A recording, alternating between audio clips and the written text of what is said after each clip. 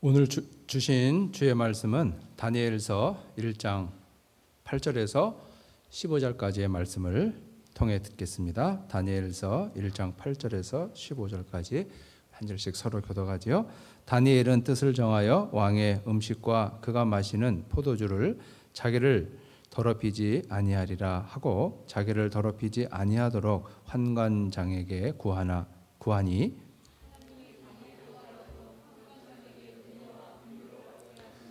환관장이 다니엘에게 이르되 내가 내 주 왕을 두려워하노라. 그가 너희 먹을 것과 너희 마실 것을 지정하였거늘 너희의 얼굴이 초췌하여 같은 또래의 소년들만 못한 것을 그가 보게 한 것이 무엇이냐.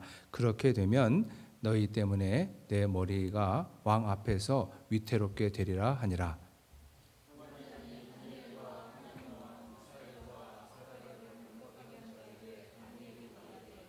청하오니 당신의 종들을 열흘 동안 시험하여 채식을 주어 먹게 하고 물을 주어 마시게 한 후에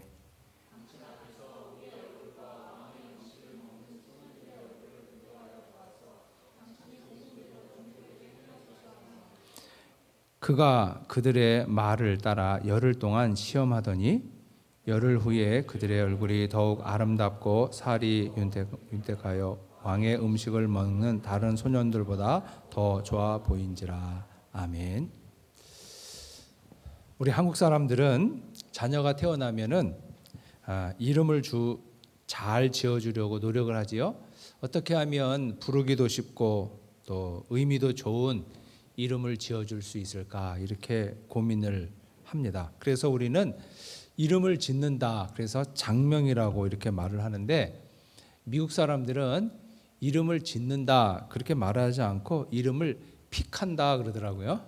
그러니까 이미 있는 많은 이름 중에서 자기가 마음에 드는 이름을 좋아하는 이름을 선택해서 자녀들에게 붙여준다는 거죠. 그러다 보니까 이 시대를 초월해서 많은 사람들에게 사랑받는 이름이 있는데 그 많은 사랑받는 이름 중에서 두드러진 이름이 다니엘이라는 이름입니다.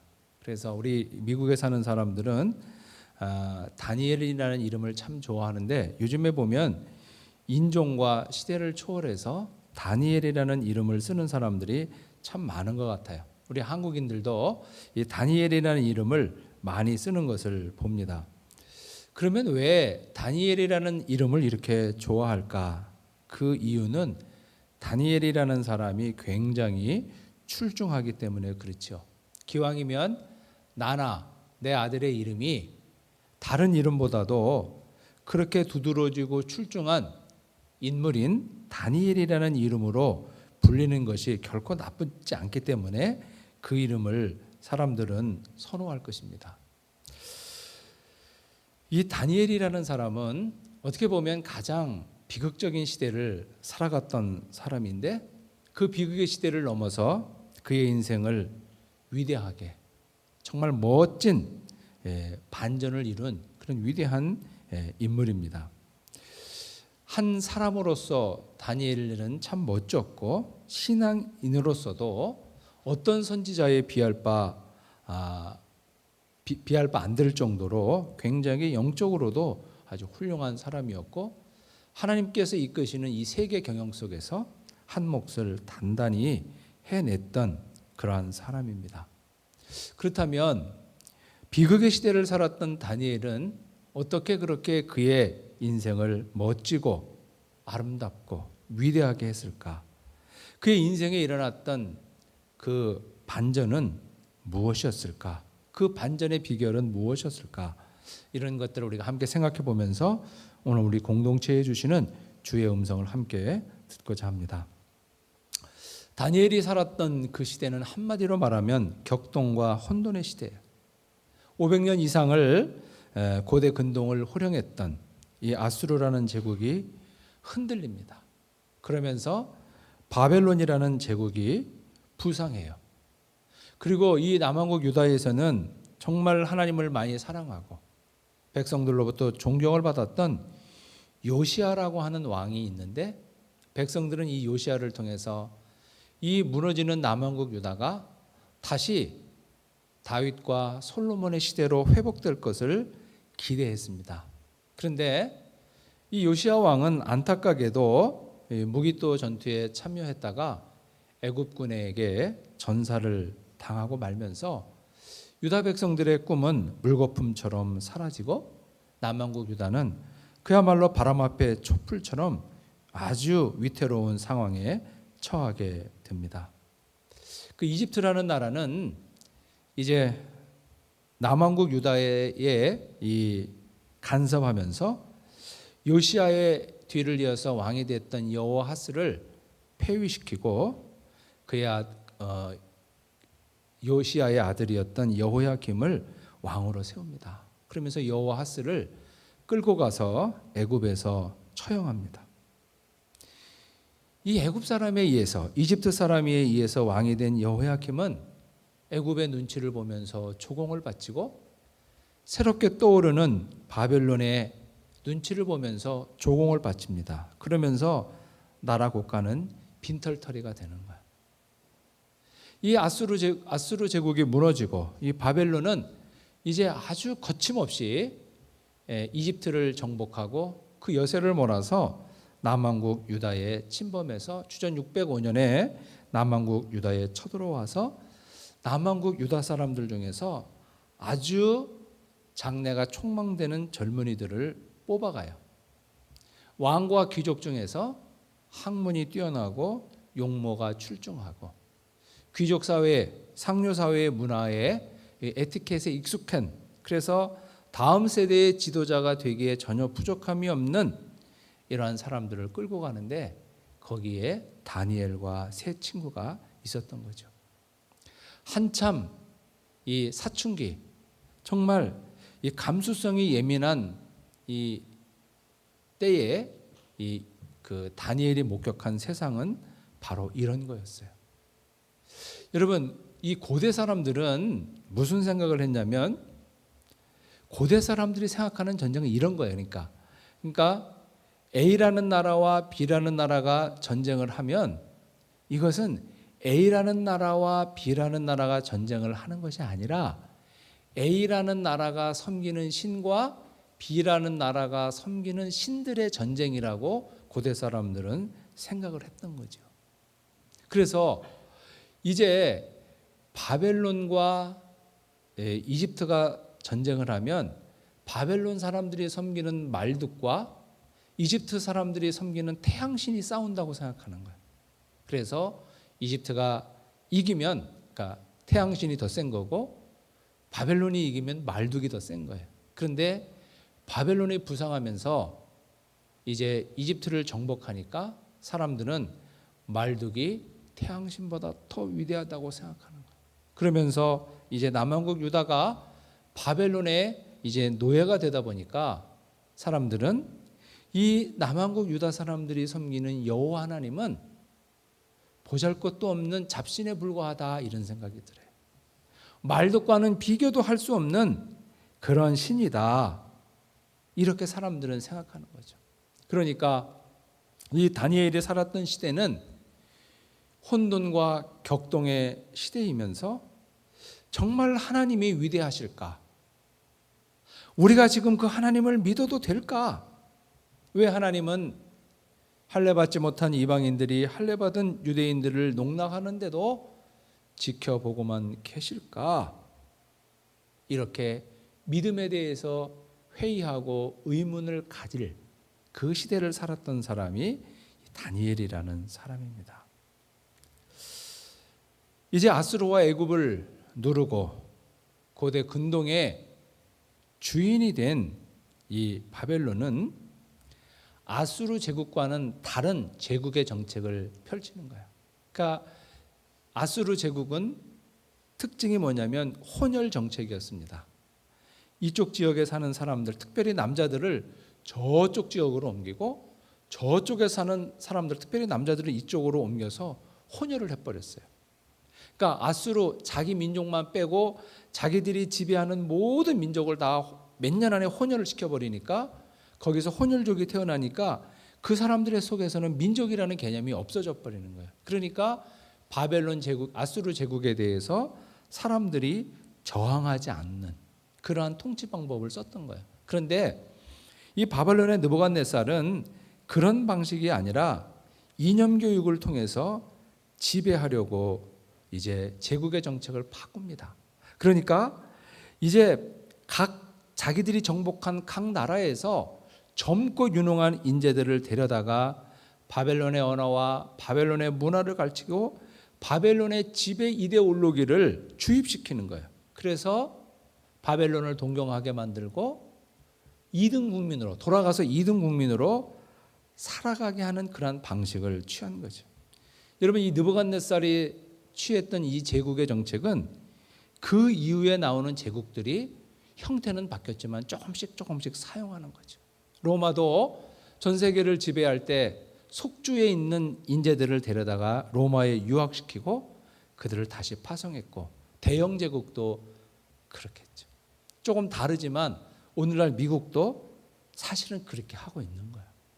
그러니까 하버드를 비롯한 이 미국의 명문 대학 중, 특별히 아이비리그 대학 중에는 제3세계의 엘리트들에게 할당된 입학의 몫이 있어요.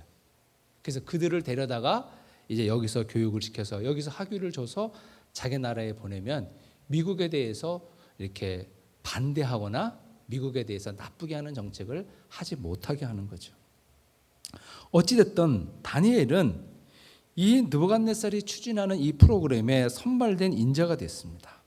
그래서 이 다니엘과 세 친구들은 다른 지역, 바벨론이 지배한 다른 나라에서 온 많은 젊은이들과 경쟁하면서 제국의 신하로서의 교육을 받는 거죠. 이러한 상황 속에서 이 다니엘은 굉장히 혼란스러운 거야. 나는 왜 부모 형제 곁을 떠나서 이 이방 땅에 이곳에 와 있어야 하는가? 우리가 믿는 믿음은 정당한가? 내가 이렇게 이제 내 나라를 떠나서 제국의 신하가 되고 그리고 바벨론 느부갓네살의 신하가 되어서 그가 주장하는 제국의 이념을 설파하는 전도사로 살아가는 이 삶을 내가 어떻게 받아들여야 할까? 굉장히 고민이 많았던 것이죠. 그런데 다니엘은 이 일을 시작하면서 뜻을 정합니다. 뜻을 정한다는 건 뭐냐면 내가 비록 내 껍데기는 바벨론 제국의 신하로 교육받고 바벨론의 지배 이데올로기를 전 세계에 설파하는 그러한 사람으로 훈련되지만 나의 내면은 여전히 하나님의 사람으로 하나님께서 꿈꾸시는 제사장 나라의 거룩한 백성으로 살아가기 위해서 나는 무엇을 하고 어떻게 해야 할까를 그는 고민하면서 뜻을 정하는 거야. 내가 어디까지는 받아들이고 어디까지는 거절하면서 하나님의 사람으로서의 내 정체성을 지켜갈 수 있을 것인지를 결정하는 거죠. 다니엘은 정말 이렇게 하나님을 믿는 믿음의 가치가 위협받고 하나님이 말독보다도 못한 취급받는 이러한 세상 속에서 그는 여전히 믿음의 가치를 붙듭니다. 하나님의 뜻을 이해할 수 없고 하나님께서 이끄시는 이 세계 경영을 잘 이해하지 못하지만 여전히 하나님은 이 땅의 주인이시고 이 역사의 주인이심을 잊지 않으며 그 속에서 자기가 있기를 원했던 거죠. 하나님의 가치를 추구하는 것. 다니엘과 세 친구가 이제 공부를 시작하니까 이 바벨론 제국에서는 다니엘과 세 친구에게 새로운 이름을 줍니다. 유대식 이름을 버려주고 바벨론식 이름을 주는 거지요. 사드락과 메삭과 아벳느고라는 이름이 세 친구에게, 다니엘에게는 벨드사살이라는 새로운 이름이 주어집니다. 이제 느부갓네살은 이 젊은 인재들에게 너희들은 너희의 고국을 잊고 이제는 바벨론의 사람으로 느부갓네살의 신하로 살아나는 거야.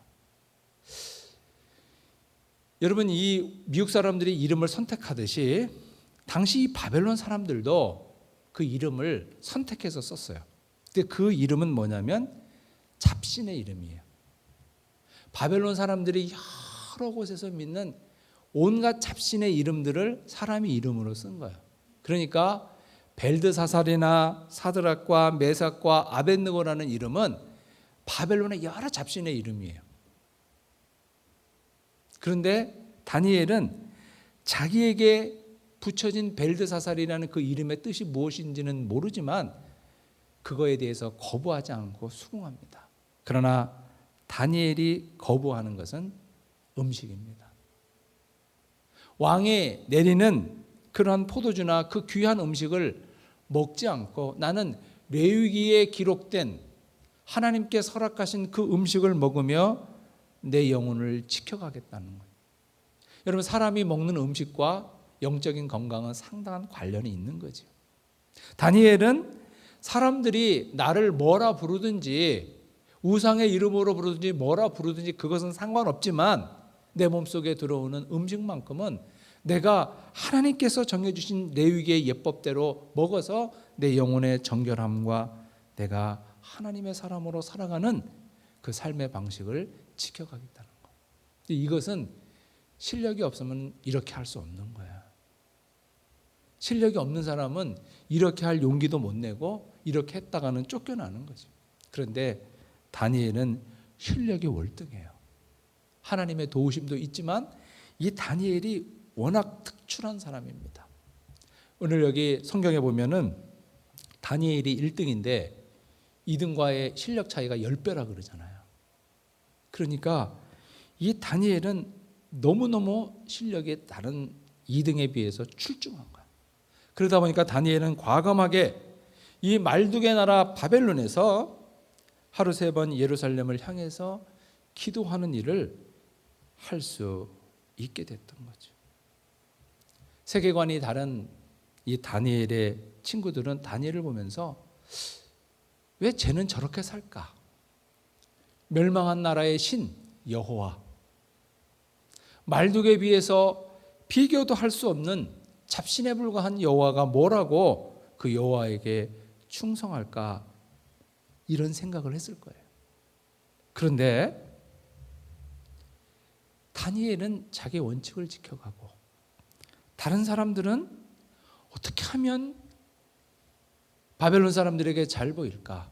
어떻게 하면 느부갓네살 왕의 눈에 들어서 한 자리 차지할까?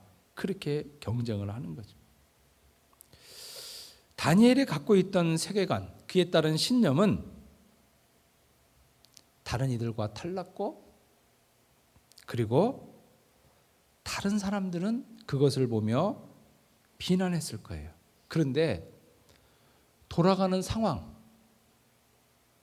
되어지는 상황은 다니엘이 갖고 있는 이 신념이 잘못된 것처럼 점점 보이기 시작합니다. 주전 605년에 다니엘이 바벨론으로 포로로 끌려왔는데 7년이 지나서 느부갓네살은 다시 남왕국 유다를 침범하고 왕이 된 지 불과 3개월밖에 안 된 여호야김의 아들 여호야긴을 왕위에서 폐위시키고 시드기야를 왕위에 세웁니다. 그리고 여호야긴을 바벨론 포로로 끌고 오고 바벨론 안에 있는, 그러니까 유다 안에 있는 10,000명의 사람들을 포로로 끌려오는데 그 10,000명의 사람들은 전문직에 해당하는 사람들입니다. 오늘날로 말하면 기술이 있는 사람, 그런 사람 10,000명을 끌고 오는데 그 이유가 뭐냐면 바벨론 느부갓네살이 이 바벨론 성을 만들어요.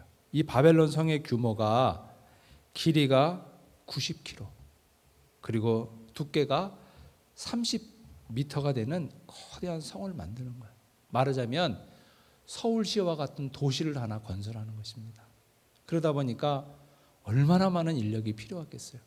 그래서 각국에서 이 바벨론이 정복한 각국에서 많은 기술자들과 인력을 끌어오는데 유대에서도 10,000명을 끌고 오는 겁니다. 그런데 이 유대에서 끌려온 2차로 끌려온 이 1만 명의 사람들은 그 입에서 불평이 너무 많은 거예요.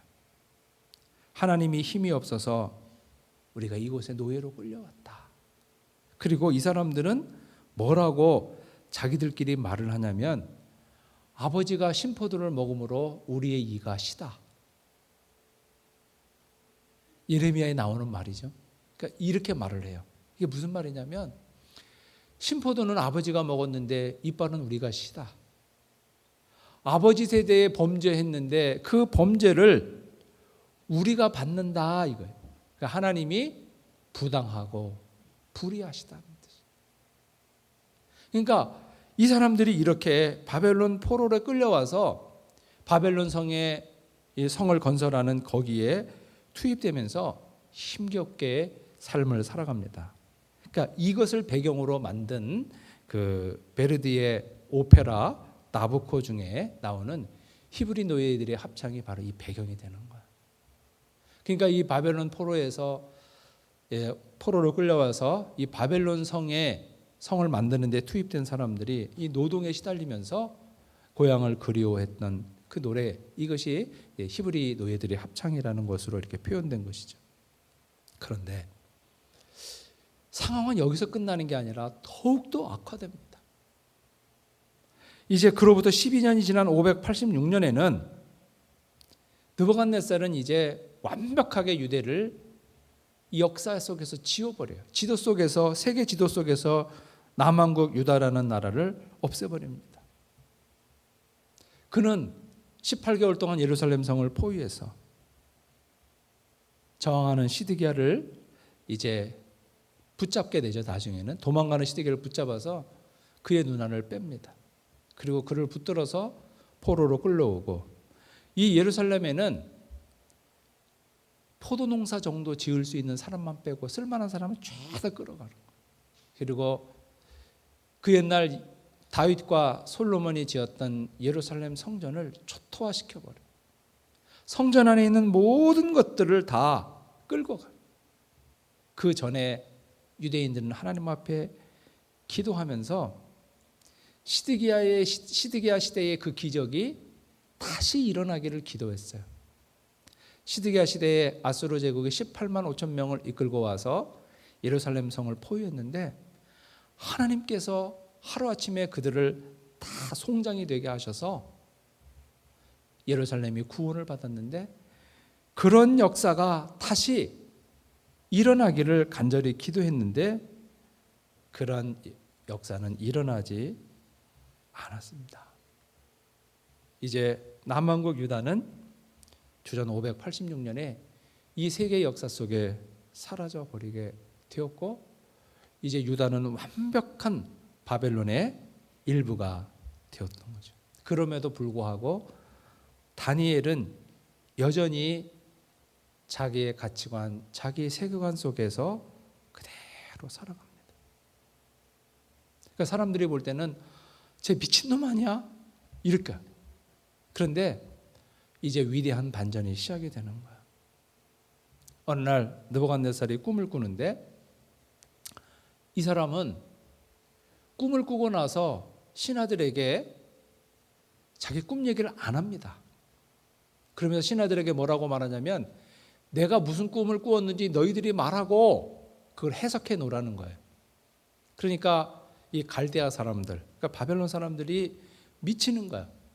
아니, 꿈을 얘기라도 하고 해석을 해라고 그래도 이게 할지 말지인데, 꿈 얘기도 해주지 않고 그 꿈, 내가 무슨 꿈을 꾸었는지 너희들이 맞추고 그걸 해석해 내라는 거야. 근데 갈대아 사람들이 다 손을 들고 나가니까 이 느부갓네살이 다 죽이겠다. 너희들의 시체를 쪼개고 너희들의 집을 거름더미로 만들겠다고 협박을 하는 거야. 그때 다니엘이 나가죠.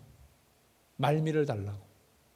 다니엘이 나가서 그 말미를 지나서 느부갓네살이 꾼 꿈을 그대로 말합니다. 그리고 그 꿈의 내용을 말해요. 바벨론 제국 다음에 이어질 황금의 제국 페르시아, 그 이후에 헬라, 그 이후에 로마 제국이 이어지기까지 하나님께서 이끄시는 이 세계 경영의 그 위대한 비전을 그리고 그 과정을 이제 그 다니엘은 느부갓네살 앞에 말하게 돼요. 그러자 느부갓네살이 히브리 노예에 불과한 다니엘 앞에 엎드려 절하면서 하나님을 찬양하죠. 뿐만 아니라 다니엘은 이 바벨론 제국의 마지막 왕이었던 벨사살 왕의 수상궁에서 잔치를 하는데 1000명의 귀족들을 모아놓고 잔치를 하는데 저 바닥에서 저 벽에서 손바닥이 나와서 글씨를 쓰는 거예요. 메데 메데 데겔 우바르신. 도대체 저게 무슨 말이냐? 아무도 그걸 이해하지 못하고 해석하지 못할 때 다시 추천된 사람이 다니엘이었습니다. 그리고 그날 바벨론은 70년 만에 역사의 뒤안길로 사라지고 황금의 제국 페르시아가 시작이 되는 거지. 이 꿈을 통해서 이 다니엘이 깨달은 것은 무엇이냐면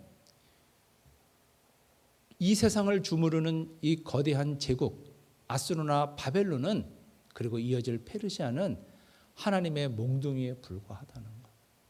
하나님께서 일시에 쓰시는 몽둥이에 불과하고 영원한 나라, 하나님께서 꿈꾸시는 영원한 나라는 제사장 나라고 그 제사장 나라의 꿈이 예수 그리스도를 통해서 하나님 나라로 이어지는 것. 다니엘은 그 위대한 깨달음을 갖게 됩니다. 여기까지만 말해도 다니엘의 삶에 위대한 반전이 있는데 우리가 빼놓을 수 없는 것은 다니엘의 영적인 면입니다. 다니엘서 7장 13절에 보면 다니엘은 환상 가운데 이 땅에 오실 메시아, 이 땅에 인자로 오실 예수 그리스도의 환상을 봅니다. 이 다니엘이 보았던 인자로 오실 예수 그리스도의 환상, 그 인자라는 그 말의 근거에서 예수님은 항상 자신을 표현할 때 인자라고 하신 거예요. 자신을. 내가 바로 그 옛날 다니엘이 보았던 그 인자라는 거예요. 다니엘은 정말 절망의 시대를 살았지만 그 절망의 시대에 환몰되지 않고 위대한 하나님의 사람으로 이 역사의 주인이 누구인지를 그리고 이 제국이 추구하는 그 가치가 얼마나 덧없는 것인지를 삶을 통해 증명했던 사람이 다니엘이었던 것입니다. 여러분, 이 역사의 주인이 정말 누구인가? 믿음의 가치, 우리가 예수를 믿는다는 것이 의미가 있는 것인가? 그렇게 믿음의 가치가 도전받는 그 시대 속에 믿음의 가치를 완벽하게 증명해냈던 사람이 바로 다니엘이라 하는 것입니다. 여러분, 오늘 우리가 이 땅을 살아가면서 하나님께서 이끄시는 이 역사를 바라볼 때 정말 하나님이 살아 계신가? 왜 내 인생 속에서는 내가 원하는 대로 내 뜻대로 되지 않을까? 그래도 내가 하나님을 믿어야 할 이유가 있을까? 이런 혼동의 때를 경험하는 것이 우리의 일반적인 모습일 것입니다. 특별히 이 코로나 시대를 지나가면서 끝날 것 같은데 끝나지 않는 이 코로나 시대를 지나가면서 많은 믿음이 도전받고 이 시대의 믿음이 필요한가라고 하는 회의하는 사람들이 참 많은 시대가 오늘 우리 이 시대입니다. 이러한 때 우리는 다니엘이 뜻을 정했던 것처럼 내가 이 땅을 살아가면서 하나님의 백성이라는 이 정체성을 잊지 않기 위해서 내가 용납할 수 있는 부분과 용납할 수 없는 부분을 분명히 정하면서 하나님의 사람으로 우리가 살아가야 합니다. 다니엘이라는 이름의 뜻은 하나님이 나의 심판자이시다, 그런 뜻이에요. 심판자이신 하나님 앞에서 다니엘은 살았습니다. 비극의 시대, 절망의 시대. 그러나 그 비극과 절망을 넘어서 그의 삶을 성공하게 했고 위대하게 했던 그 다니엘이 정한 그 뜻. 그래서 자기 신의 정체성을 이 시대에 함몰되지 않고 자기를 지켜가며 살아갔던 그 삶이 그를 빛나게 했던 것입니다. 여러분, 오늘 우리는 아무리 세상이 혼탁하고 믿음의 가치가 도전받는다 하더라도 여전히 하나님은 살아계시고 하나님은 세계를 경영하고 계시는 거예요. 중요한 것은 하나님께서 경영하시는, 이끄시는 이 하나님의 세계 경영 속에서 내가 그 일부를 감당하느냐 감당하지 못하느냐가 대단히 중요한 것입니다.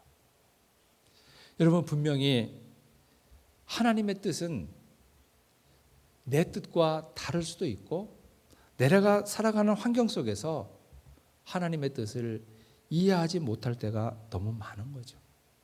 그래서 울어야 했던 사람이 예레미야예요.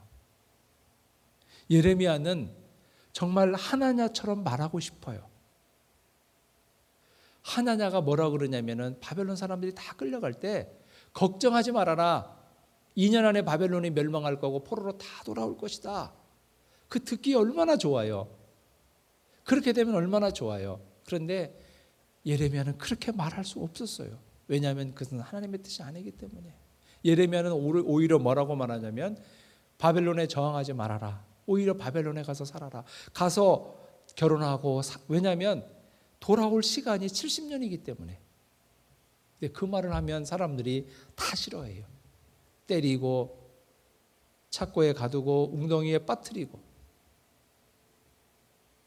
그렇지만 이 예레미야는 하나님의 뜻을 분명히 알았고 그 뜻에 순복하기를 원했던 것이죠. 여러분, 우리가 살아가는 이 현실 속에서 왜 이 세상은 내 뜻대로 안 될까? 나에게 하나님이 이렇게 해주면 참 좋을 것 같은데 왜 그렇지 않을까? 그럴 때 너무 많지요. 그리고 내가 믿는 예수 믿는다는 것이 무슨 의미가 있을까? 오늘 이 시대에 예수 믿는 가치가 무엇일까? 그 도전받는 그 시대 속에서도 우리는 항상 뜻을 정하고 내가 허용할 수 있는 것과 허용할 수 없는 부분을 분명히 정하며 하나님이 역사의 주인이고 오늘도 이 세계를 경영해 가시고 그리고 하나님은 승리하실 것이라고 한 그 확신 속에서 우리의 삶을 살아가야 합니다. 그럴 때 이 다니엘처럼 살아가는 삶으로서 하나님의 진리가 증명되고 그리고 다니엘이 믿었던 그 믿음이 옳았다는 것을 세상 가운데 드러나게 될 것이죠. 사람들은 바벨론 제국이 멸망하지 않고 영원할 것이라고 생각했지만 영원하지 않았어요. 페르시아도 그리스도 로마도 영원하지 않았어요. 대영 제국도 영원하지 않았고 미국도 영원하지 않을 거예요. 그러나 하나님은 영원하고 하나님이 주인이신 것은 영원하고 하나님의 세계의 역사의 주인이고 그가 세상을 이끄시는 경영자 하나님, 그분이 영원하신 것입니다. 오늘도 우리가 이렇게 다니엘처럼 뜻을 정하며 우리의 삶으로 하나님의 거룩함과 그의 주되심과 그의 세계 경영이 증명되어지는 그런 복된 삶으로 나가실 수 있기를 축복합니다. 기도하겠습니다. 참으로 좋으신 하나님, 우리 아버지, 주님의 귀하신 은총과 사랑을 감사드립니다. 정말 혼돈과 격동의 시대, 믿음의 가치가 송두리째 흔들리고 도전받았던 그 시대를 살았던 하나님의 사람 다니엘을 통해서 오늘 우리 가운데 말씀하시는 주의 음성을 다시 한번 듣게 하여 주신 것을 감사합니다. 주님, 오늘 우리가 살아가고 있는 이 시대, 믿음의 가치가 훼손되고 도전받고 주의 왕되심과 주의 주되심이 도전받는 이 시대 속에 저희들이 살아갑니다.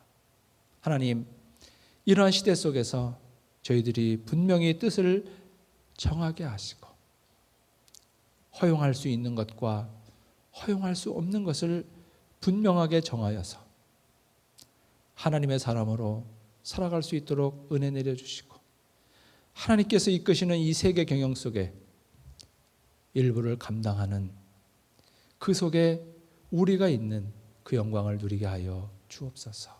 예수님의 이름으로 기도하옵나이다.